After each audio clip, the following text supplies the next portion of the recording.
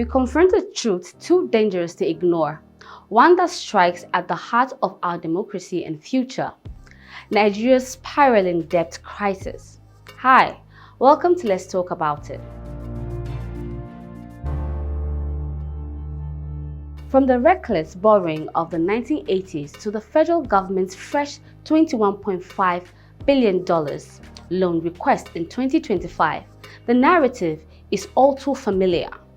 Loans are sold to us as solutions, promises of infrastructures, jobs, and economic growth, but over and over again, they have delivered pain, dependency, and disillusionment.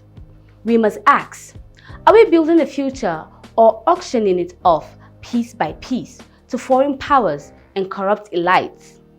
Nigeria's debt story is not new. It began in the 1970s when the country's oil boom ignited a spree of unchecked borrowing. By 1986, under General Ibrahim Babangida, we turned to the International Monetary Fund for a $2.5 billion loan.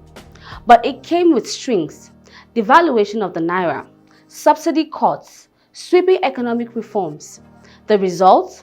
Crippling inflation, mass unemployment, and street protests that shook the nation's soul. Trust in governance began to fracture.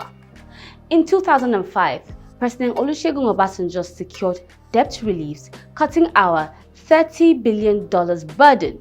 Yet, by 2023, Nigeria's debt soared to 41.6 trillion naira, with debt servicing devouring 74% of our revenue, as reported by the Debt Management Office. Now, in 2025, President Bola Tinubu's administration seeks $21.5 billion in new loan. The promise: infrastructure, social programs.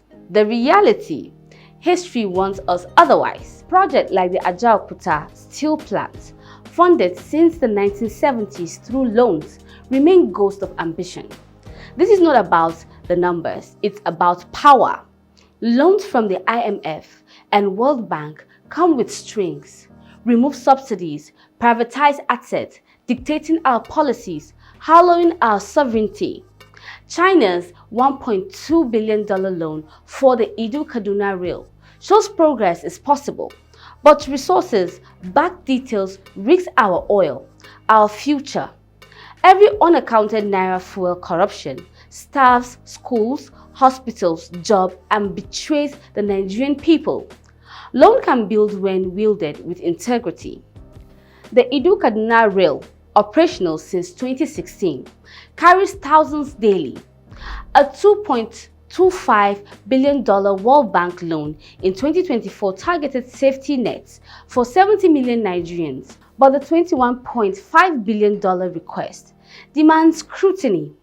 Zainab Ahmed, former finance minister, said in 2023, transparency is non-negotiable. Yet, where are the public audits? Where is the oversight? Citizens must rise. Groups like Budget Aid track spendings. Civil society demands answers. The National Assembly must reject opaque loans. Leaders must prioritize Nigeria over foreign agendas. Every borrowed naira must serve the people, not elite or creditors.